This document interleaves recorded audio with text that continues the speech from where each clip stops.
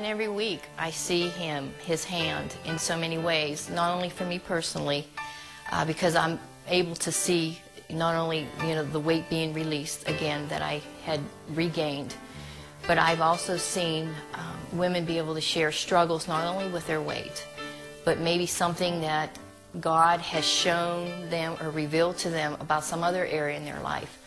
They may come into the group discouraged, they leave encouraged. I see the group bonding in terrific ways. One gal I know especially likes to send notes to the others if she knows they're struggling. Our prayer time is one of my favorite times because we share needs and then we ask each other to pray about those things throughout the week. And then the next week we see God answering them.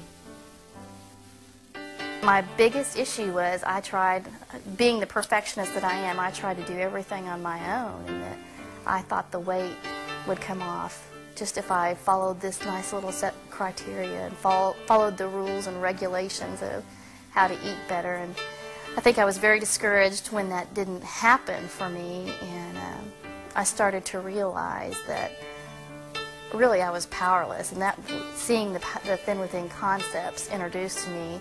And the two big things from Thin Within for me that worked for me or that hit home for me is, number one, I had no control. I needed help, and I needed God to lead and guide and direct me, and I needed to rely on Him, and I couldn't do it all on my own.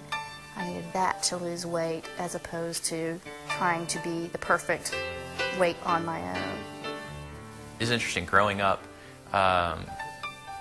being the token fat kid, especially through grammar school and junior high. I went to a small school. We had maybe 30 kids in our class. And looking at the experience that I had there, I ended up being the one that was kind of like Rudolph. Was never picked for any of the reindeer games. That was me. I was never picked to really be part of the class. And it's really kind of sad too, because I went back and looking at pictures of myself growing up. I was not, by any stretch of the imagination, a very obese child. I just happened to be, when I look at these class photos of all the kids lined up, I happened to be the largest one.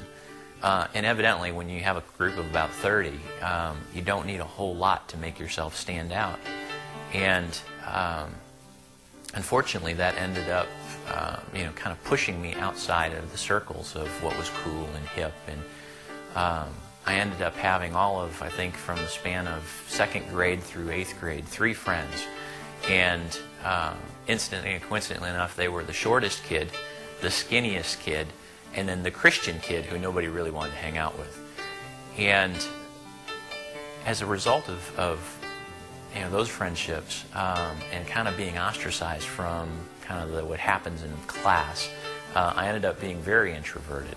I focused heavily on school and ended up being number 1, number 2 in my classes every year, just from being focused on trying to be good at something.